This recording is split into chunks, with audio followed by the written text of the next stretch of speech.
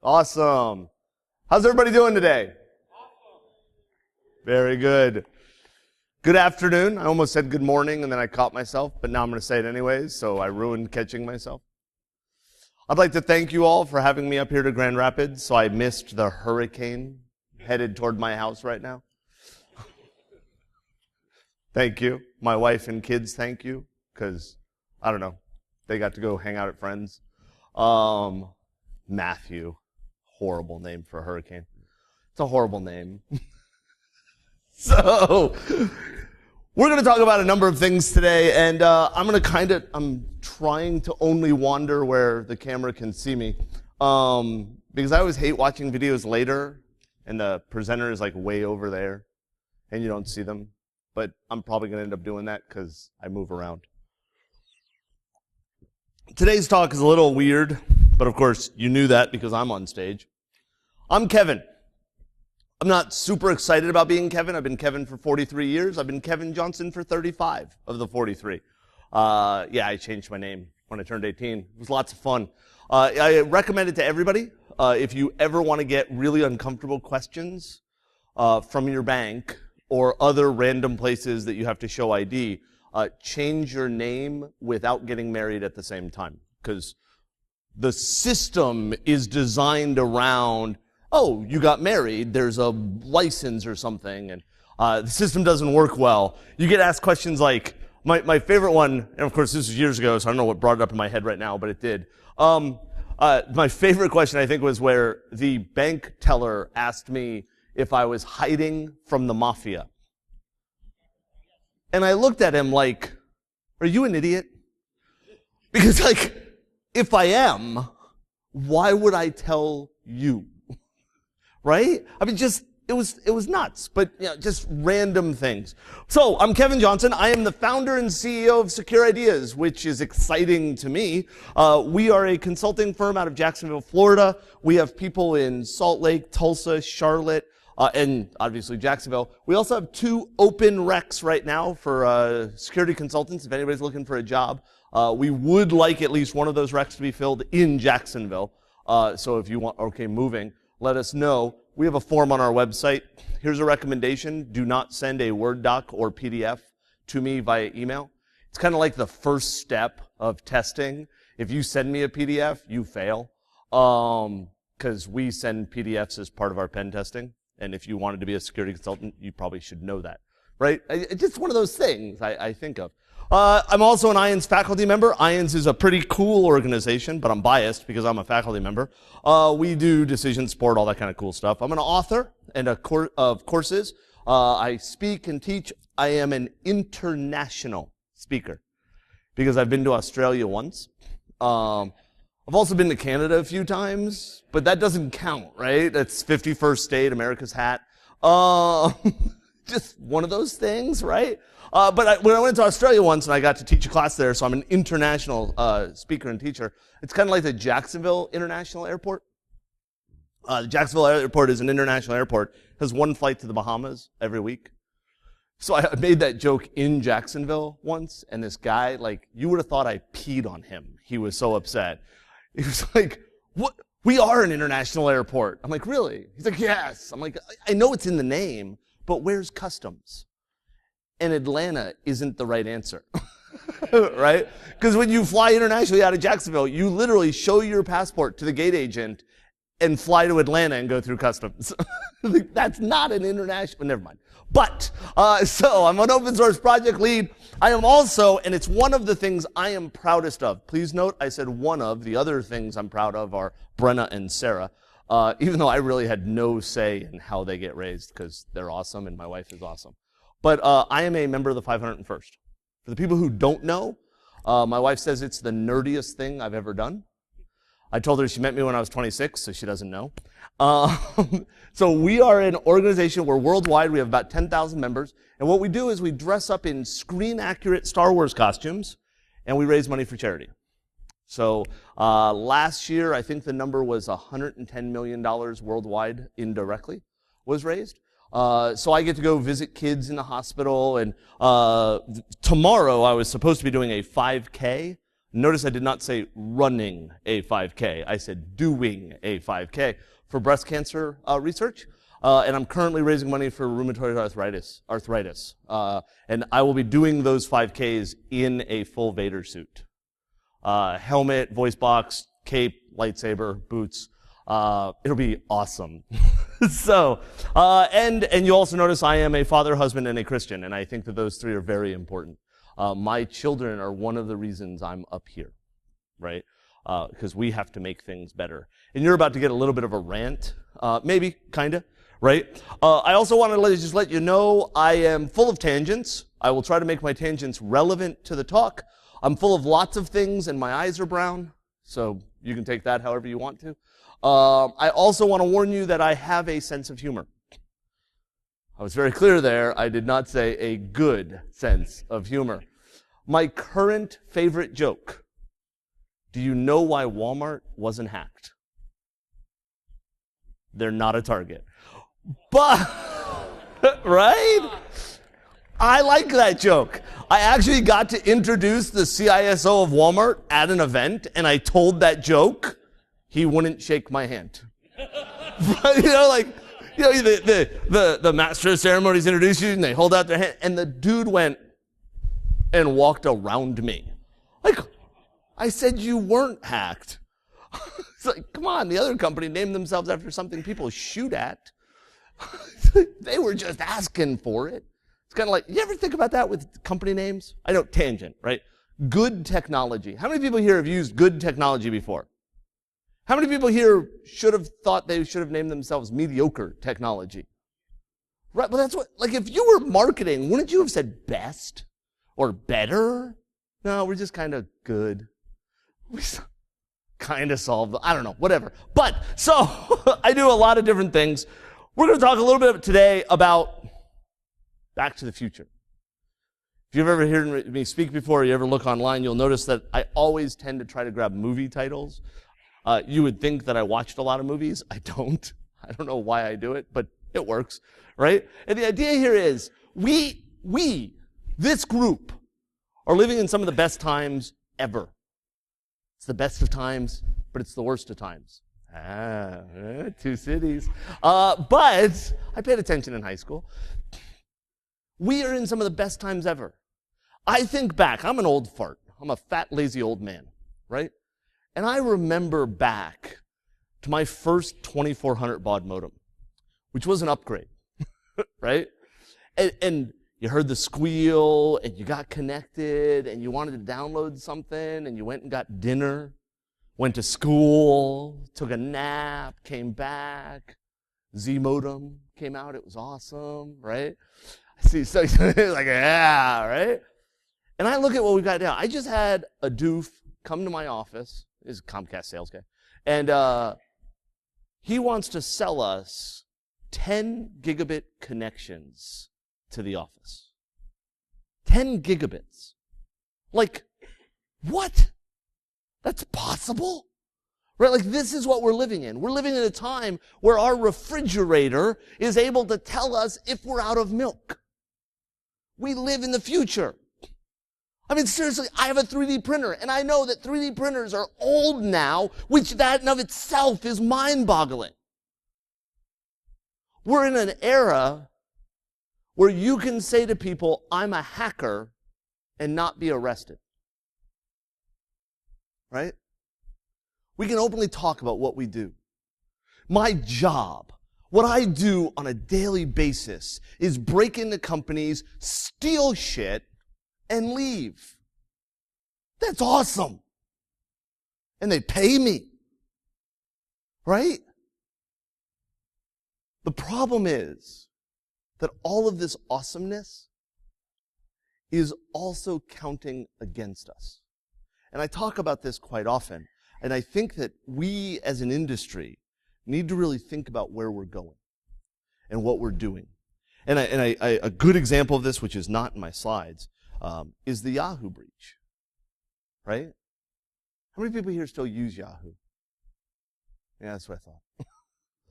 But fantasy football. So D&D for people who don't really understand fantasy and Football? So, okay. Sorry.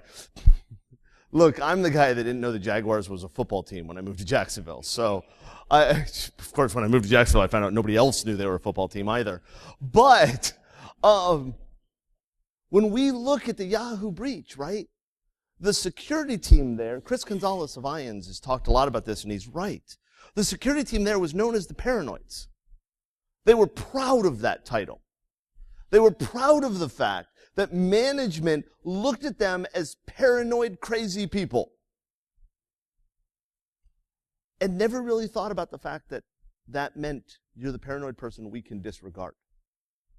Right? I talked last year when I was here speaking, and it's something that drives me quite a bit. I have a 14-year-old daughter, Brenna, right? And Brenna has a seizure disorder and OCD. And when she was 9 years old, she was diagnosed with that. And thank God, she'll outgrow the seizure disorder with no long-lasting effects. And OCD is something she'll learn to live with because I have, right? But about 6 months after she was diagnosed, Wolfson's Children's Hospital had a breach because they didn't do security right. They took it seriously. And all of her data was stolen. Her social, her date of birth, her address, enough information that you can become my daughter in our systems. And at 9 years old, I got to explain to my daughter what that meant. At 9 years old, I got to explain to my daughter what it meant that for the rest of her life, she was going to have to watch her back. She was going to have to live her life with the idea that other people could be her. And I had to explain it was because people didn't do something right. And we need to fix that. We need to think about where we're going, right? How do we know we're going the right way? And one of the things that I look at quite strongly is that we need to understand where we come from. Because I will tell you, I was 2 days, I was in Philadelphia, and I was presenting at the IONS Forum, and I'm talking to people, and I had a number of people come up to me and say something along the lines of, Kevin, you are so smart. I fooled them. You know so much, man. The stuff you do is cool. And I try to get across to them, and the sad part is it sounds like you're fishing for compliments when you say it, but the reality is I know nothing. I am only capable of doing the things that I do because smarter people came before me. I am only able to do the things I do because somebody else broke that path. And I have to keep that in mind for a couple of reasons. One, because we get to do some really fun shit, but we only get to do it because somebody else helped us. But I also have to constantly keep in mind that while I'm standing on the shoulder of giants, there's somebody else who's going to stand on this midget's shoulders. Somebody else is going to come after her, and that's where the picture comes from, right? That's actually my daughter. She got to present out in Denver with me. We did a talk together. I taught her how to analyze mobile traffic, and she pulled down all the mobile apps that were the popular top 10 for Android and iOS for kids, and she analyzed them for privacy concerns. And it was one of the proudest moments of my life to see my daughter on stage with me presenting, and she actually presented. It was, oh my gosh, that's Bren, right? Monkey face made it big. She loves that I call her that. Maybe not. It's better than Squarehead, which is what I call her sister. The hacker idea really started here at MIT, right? Their model train group. These people built model trains. They built different systems, and they figured out how to hack the system, how to make it work slightly better, right? And that, to me, is what we do. This is what we're trying to be, right? We're not anonymous. We're not the jester. We're not Snowden, the traitor. Ooh, did I say that out loud? Good. He should be put under the jail. But it's an option, right? We are building stuff, not breaking stuff. And that's an important thing to keep in mind. Me as a pen tester, right? My main job is to break stuff. But the reality is we're trying to build it. We're trying to make it work better, right? And I like this. Access to computers and anything that might teach you something about the way the world works should be unlimited in total. Always yield to the hands-on imperative. And this, I think, is a great quote, even though I'm not a Bernie Sanders supporter. This is something we have to think about. We should be able to do what we need to do to test stuff, right? With limits. That's the one place I don't agree here. This is unlimited, which implies that you should be allowed to test whatever you want, wherever you want, whenever you want. And the reality is you can't. We're too interconnected of a system today for you to just go out and hack stuff. And we'll talk about bug bounties in a second, right? And things like that. But what we have to do is we have to figure out, we as an industry have to determine what is the mechanism that we can enable to grow our skills, to grow the technology, grow the techniques, grow our abilities. And that our is everybody's. I feel very firmly that one of our key directives should be the education of everybody else. As a business owner, as somebody who runs a security consulting firm, I jokingly tell people that my business goal is to be protested by the Occupy movement. I want to be so successful, there's an Occupy Elderberry Court. Pup tents in my cul-de-sac, right? And I walk outside, they'd be able to yell, "Yo, trillionaire, we hate you," right? That's my joking business goal. It's not a bad business goal, I don't think, right? Trillionaire, that sounds good. The reality, though, is my business goal is to go out of business. If Secure Ideas does its professionally evil mission well enough, you won't need us, right? We'll show you how to do what we do so that we can continue to do better stuff and you can do better stuff. That's why we give away free training to first responders and veterans, right? It's why every chance we get, we try to teach.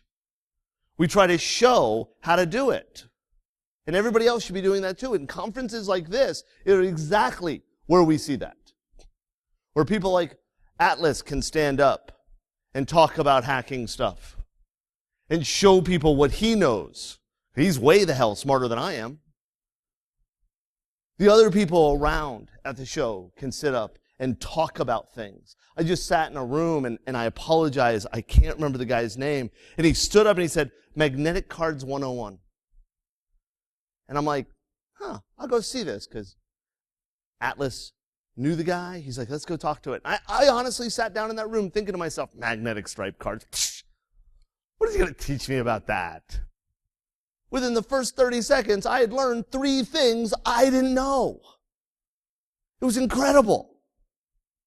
And that's what it always should be. Every time you look at something, right? You should be sharing it with other people. You should be teaching other things. The problem, though, is that we have things like the movies, right? That show people this. How many people liked war games? Of course we did. It was awesome, right? It was ridiculous. Yeah, if you're going to rate ridiculousness, I think War Games was kind of below the other ones, like, I don't know, sneakers. I don't have a bread truck. I want a bread truck. This is a good movie, too. I liked it. How many people here hack in rollerblades? Of course we do. Right? This is the image we give people. I have said on planes, I'm on planes a lot. I fly a lot. Delta likes me, right? I also have problems on planes a lot. I was peed on by a person on a plane. It's awful, right? But I have literally sat down on planes next to people who had their legs and had them say to me, "What do you do?" Because for some reason this face says, "Talk to me." Don't know why. And I'm a security consultant. Really? You're like a bodyguard? Me? I'm a fat guy. The only way I'm going to be a bodyguard is if I land on somebody, right? No, I'm not a bodyguard. What do? I do penetration testing. That's exactly the reaction, right? Do you do that for the porn industry? No! What do you penetrate? I had somebody say to me once, is that, I was going to Houston, right? So I guess it relevance. And the guy's like, oh, so you do testing for the oil organizations. And without even thinking about it, I'm like, yeah. Right? Because in my head, I do. Right? And they're like, really? So, like, do you use dynamite? I'm thinking, I could. Not sure how much data I get off the system then, right? Hey, I hacked your website. How'd you deface us? We blew it up. And I'm like, no, I don't use that. I got it. So I said to the guy, no, penetration testing. We are ethical hackers. The way I normally explain it is, my job is to break into companies, steal stuff, and then show them how I did it so they could fix the problem. That's the elevator speech, right? The boom, boom, boom, boom. That's what I do. And then I always get the not talking to me for the rest of the flight. It's awesome. Right? Like, oh, you're a hacker. Moving away. But then I get the person like, oh, you hack, you steal stuff? Could you get into my ex's Facebook account? Probably. But no. It's actually not your ex's Facebook account. It's me pretending to be your ex. But so, right? But people get these ideas, and then I have people ask me questions about the movie Hackers. This is the movie people think of. They're like, oh, Angelina Jolie help you? No. Wish. Is that an option? Right? No, we don't have weird hair and all this kind of stuff. I'm sorry? You gotta bring Joel Cola. Don't bring Joel Cola back. Please don't do that. Do you know how expensive pen tests would be if we had to hire Angelina Jolie to help us with them? I mean, I don't know what her day rate is, but it's probably higher than mine. Just a guess. That's it. We need to hire Angelina Jolie lookalikes. That's it, right? Done. But we have to start thinking about this, because one of the questions we have to ask ourselves is this, right? What color hat are we? By the way, I don't wear hats. I just don't. We give away professionally evil hats at conferences. I don't have any with me. I'm sorry. No, I just realized as I said it, I'm at a conference and I don't have any with me. And I hate them because they're hats. I just don't wear hats, right? But we asked, right? Like, how many people here have talked about this? Like, are you a white hat? Are you a gray hat? Are you a black hat? I'm a brown hair. Does that count? And it's funny, like, where do we fit? I don't know. Like, I don't think I'm a white hat. Because in my head, white hat is owned by Jeremiah Grossman. I mean, it's not anymore, but it was, right? But I don't think I'm a white hat, because I have done things in my life that maybe weren't necessarily the right thing to do, right? I had a person ask me once, I was teaching a class, and the guy's like, so are you telling me you would never, ever break the law? My answer is, I speed. I drive too fast. So, no, I can't tell you I'd never break the law. No, Kevin, you know what I mean. Yeah, I know what you mean. No, I can't tell you I would never break the law. I can't tell you I would never do anything with hacking that is illegal. Why? Because I have 2 daughters. And I will tell you right now that when Brenna and Sarah get to the age where they may decide to date, I'm going to fuck some people up. All right, I know it. I told my wife when she was pregnant with Brenna, I said to her, we are going to make this kid, boy, girl, don't care. We didn't know at the time, right? I don't care what they are. We're going to make them as nerdy as possible. And she's like, really? Why? What is this plan? And I'm like, well, I want them to be as nerdy as possible, so when they start to date, whoever they date will understand why they should be afraid of me. Right? Like they come into the house, right? Whoever that person is, I can just say to them, wow, I'm really sorry, you failed math. And they'll be like, I didn't fail. You did. Curfew's 8. Right? Just throw these things out there a little bit, right? But yeah, like I'm not a white hat. I'm not a black hat, right? I don't just go hack shit because I can. Okay, so does that make me a gray hat? Well, that just sounds stupid, right? I don't know. So, it's one of those things, but we start looking at, we see it in the news. They ask the question. I've decided, and I want to be very clear, that I did not come up with this. Jason Gillum, one of my guys, put this in a slide, and I looked at it and went, oh my God, that's perfect. We need to stop worrying about hats. And by the way, it's absolutely perfect with the fantasy football thing, because this is what we should use. Right? We would understand what this is. I'm a chaotic neutral. Right? Done. That's what I am. That's where I fit. Yeah, exactly, right? It makes sense. You don't argue about this. Okay? We could name any hacker, any public figure, and we know where they fit on this, at least in our opinion, right? This would work. Now, it may not be as widespread an understanding as I would hope, but I think it would make sense. But we need to think about this because we have this new title that's out there. And I hope you see the quotes. Security researcher. I have a pet peeve against this thing. I hate this title more than I hate the title security evangelist. Right? You've heard the title security evangelist, right? You want to know a fun question to ask anybody who has that title? Where's the security martyr? Right? Because if evangelism implies a religion, most religions have some idea of martyrship, right? So if you're an evangelist, who's your martyr? They don't like that question. It's kind of like when you talk to the ghost hunter people. You know those TV shows, right? We just had this conversation. You know those TV shows, right? The We Hunt Ghosts. I get a kick out of those TV shows. Now here's my question. Total tangent. Sorry, guys. But here's my question. The shows always start out with, we have never proven the existence of ghosts, right? I'm not arguing ghosts exist, don't exist. I don't care. Not arguing. They say they've never proven the existence of ghosts. So if they've never scientifically proved the existence of ghosts, how do they calibrate their equipment? Right? Like my EKG, MRI, infrared device is at 12. Okay. I don't know what that means. But security researchers, we got all these people out there, right? Security researcher arrested for disclosing U.S. election website vulnerabilities.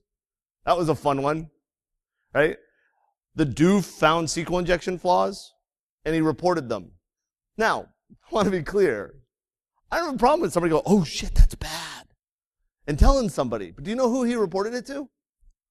The candidate for the election commissioner that was running against the current election commissioner. Yeah, exactly, right? No politics there. That's like going to Trump and telling him Hillary's website has vulnerabilities. You were not trying to accomplish good for Hillary at that time.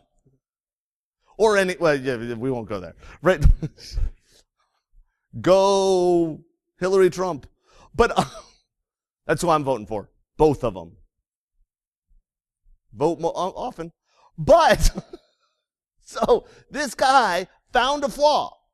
And we can look at it and go, wow, that's kind of cool. You found this flaw. You found something that could cause problems. You know that this is bad. So you let somebody know.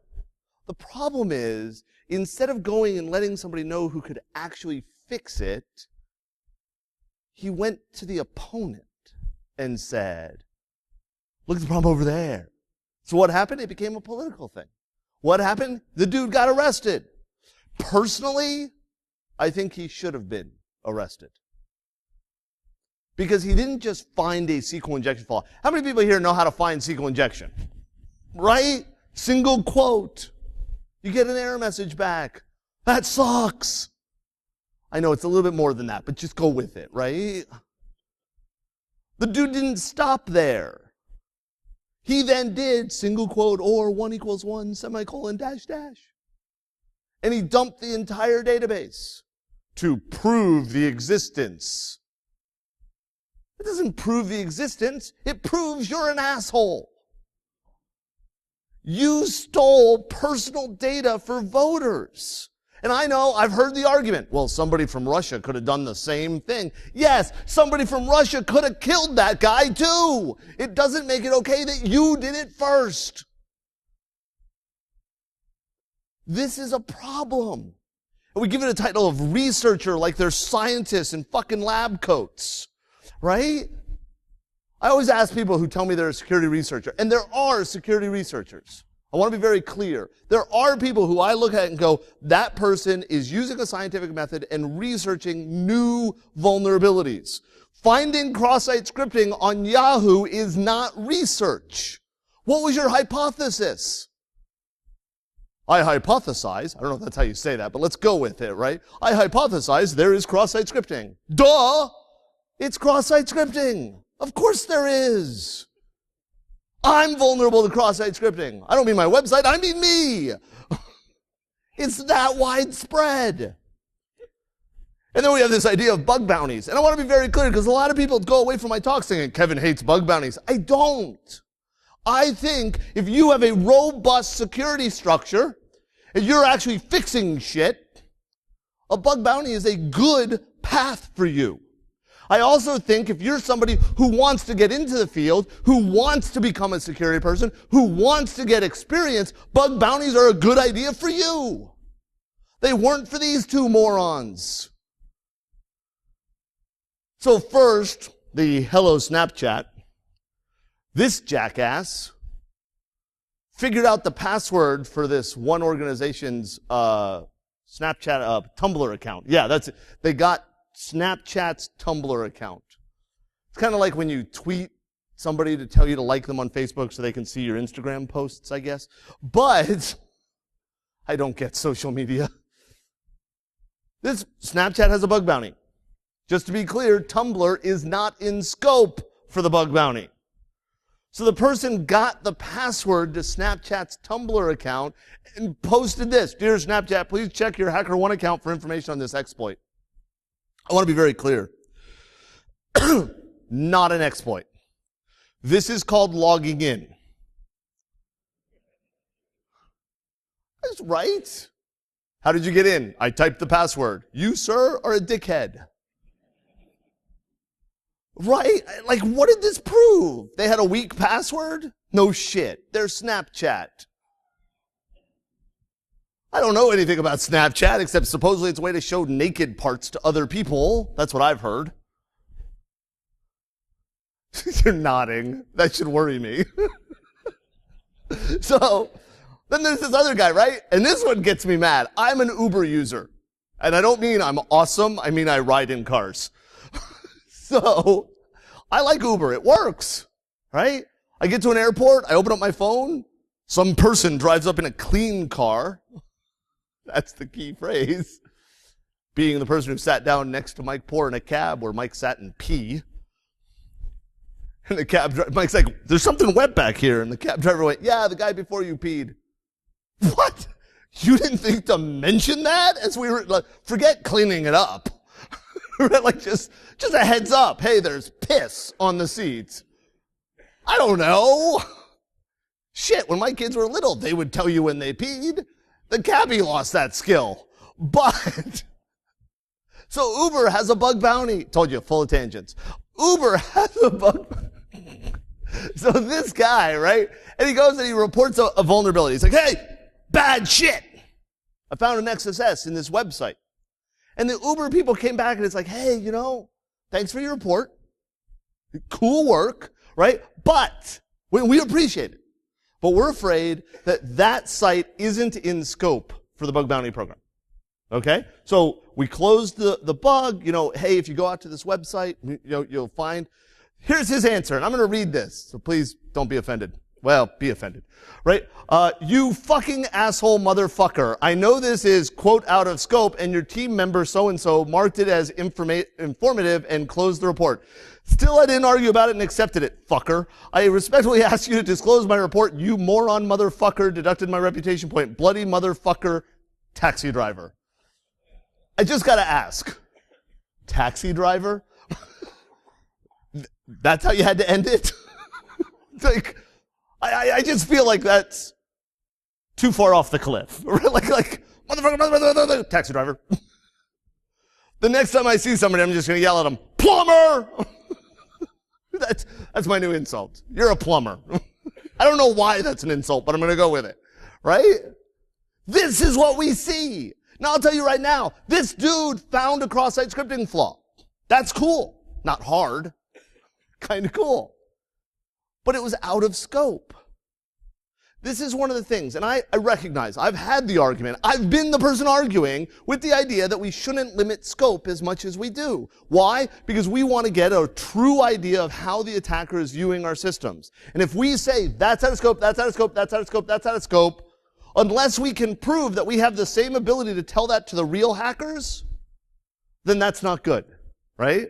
And if you have that skill, sell that service.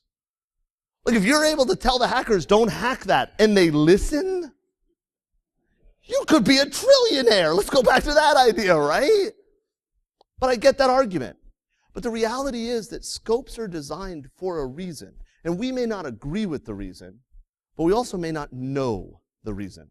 So, like, for example, the sites that were out of scope are actually not run by Uber. The reason they're out of scope is it's a different company. Uber doesn't have permission to allow people to test those systems, right? And my understanding is they are actually in scope for a different bug bounty. So there's a valid reason there not to allow people to test it. But some jackass decided, rules don't affect me. And as long as we decide that rules don't affect us, we're going to continue to have this problem, right? We're going to continue to see attacks like this because companies like CC's Pizza aren't going to work with legitimate people because they're afraid of working with the idiots. And let's also be clear. You're hacking a company that sells all-you-can-eat pizza for $4? You, sir, are an asshole. That's almost as bad as hacking Goodwill. Their name is Goodwill. Why would you do that? I'm a badass hacker. No, you're an idiot. I like this one, right? Accused of hacking voter list. That was fun. 334 years in prison for hacking. Let's be clear, this is in Turkey. I like that with gravy. But also, he wasn't arrested for hacking. He was arrested for identity theft because he opened accounts and cashed checks and used credit cards of other people. He wasn't hacking. But because we've scared people with what we do, that's exactly, right? This is a bigger headline for people. This is the one they want, right? We see people like this, right? Hackers from across the world will also be on the prowl trying to exploit the international event. So will pickpockets, murderers, assassins. There's really assassins, right? Why do we care? Why is that crime specifically called out? So the question is, what do we do? I don't know. How do we fix this? How do we make it so that we, as an industry, can continue to grow, continue to raise awareness, allow things like hacker bug bounties and training and awareness to keep going while not being jerks? I think one is, let's use correct labels. There's a difference between a researcher and a security tester, right? Most security researchers are really QA testers focused on security. Plain and simple. I'm not trying to be insulting. That's what it is. I'm a pen tester. Do you know what that means? I'm a QA person focused on security. There's not something fun here. There's not something fancy, expertise, right? I know to put a single quote in, and when I get the error message back, I know what to do with it. Unlike a QA tester who puts a single quote in, gets an error message that says, hey, the UI is broken, right? That's the difference. It's the only difference. It's my focus, my viewpoint, what I'm looking at. And that's not bad. But let's use the right labels. The other thing is, let's start calling a spade a spade.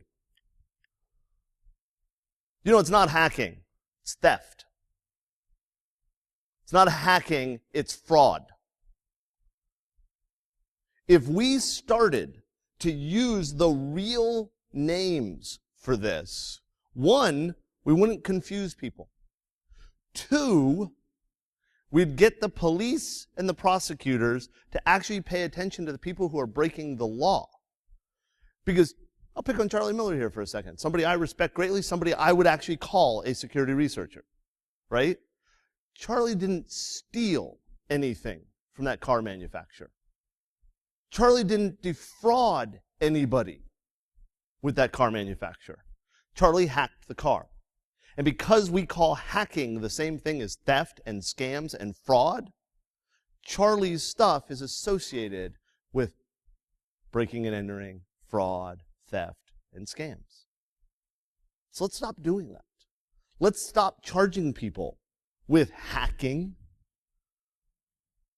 Let's start charging them with cyber theft or computer theft or computer fraud or whatever you want to call it, but let's call it what the crime is.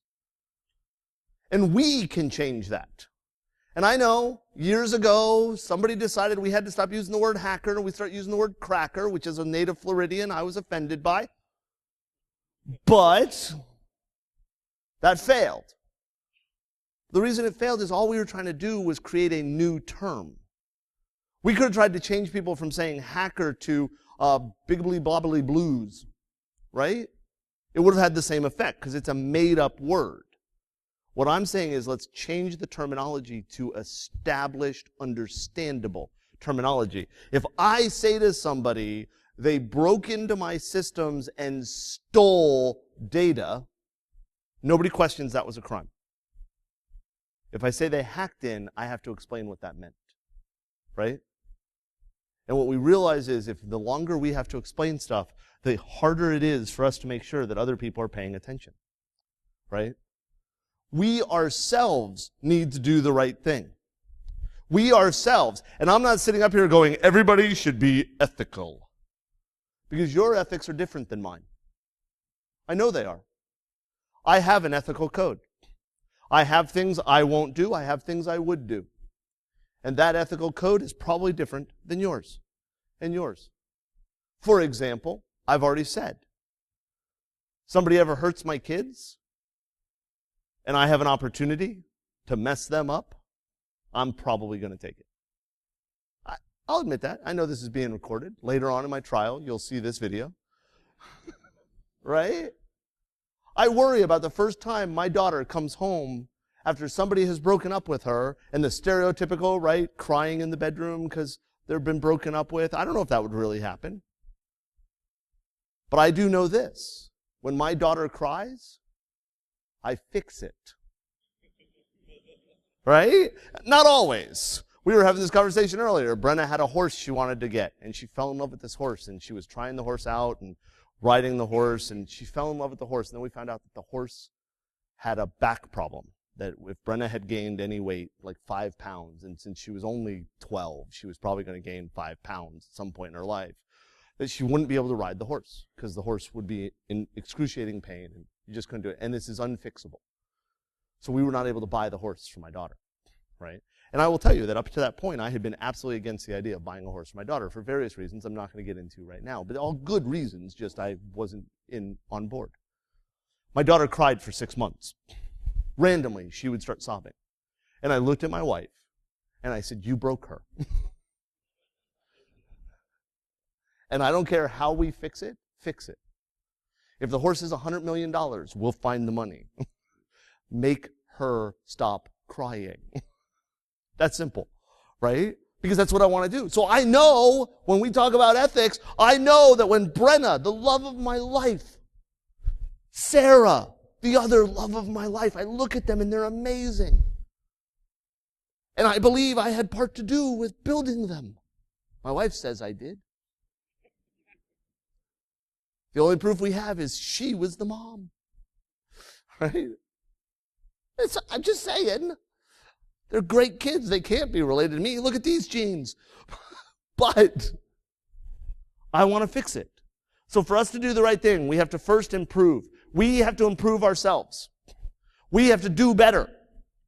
We have to work together. We have to communicate. We have to build something better than we have now.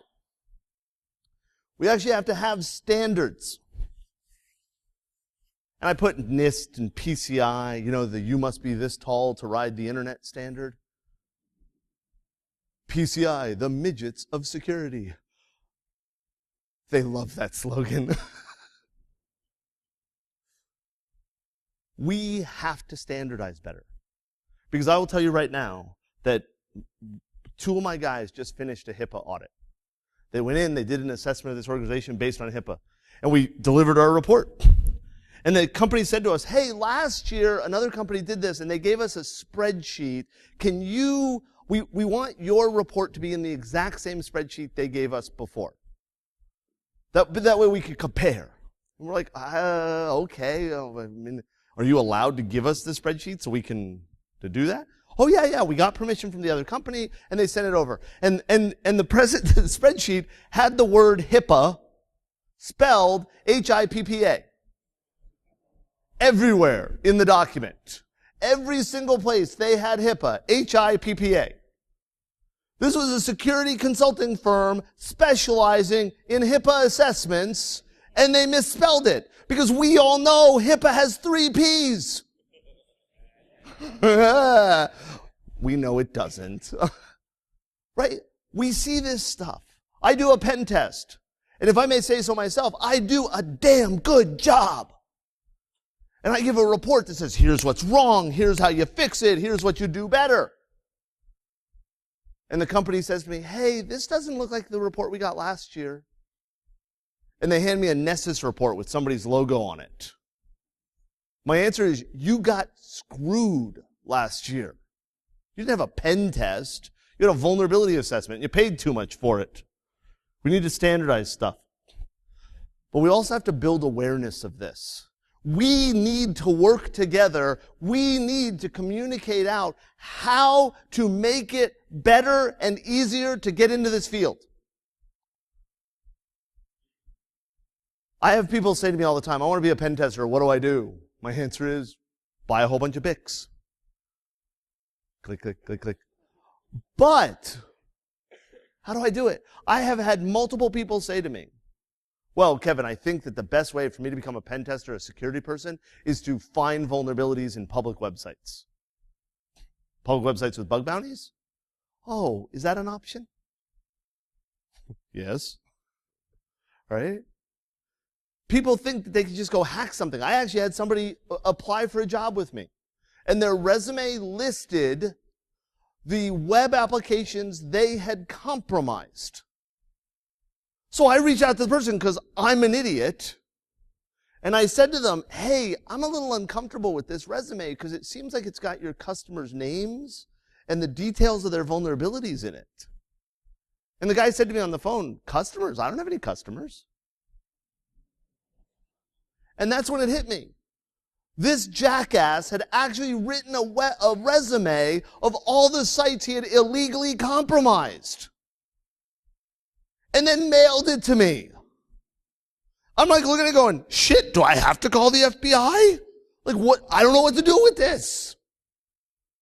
But he thought that was a legitimate way to get experience to become a pen tester. Just to be clear, I didn't hire him.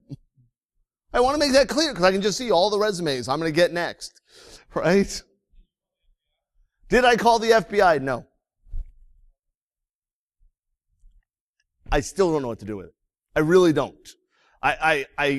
One, I have no proof he actually did it, right? And I do know that at least 2 of the sites he says he compromised, other people have been arrested for compromising. So, I don't know. But, it's a good question. It's a bad question because I don't have a good answer, right? But we have to get better awareness. We have to share that awareness. We need to teach other people, right? We need to make the world better. We have to make our industry better. And I look at cons like GrrCon, and I want to be clear, I love this con. I was here last year. I was supposed to be here the year before. I hope I'm here next year. I see goodness out there. But I also see some people who don't understand that what we do should be done for the right side. We should be building up everybody, not tearing down. That's just my opinion. And I'm an idiot. But I think I'm a fun idiot. And I hit my time, so I need to say thank you very much, everybody, and I'll see you throughout the rest of the day.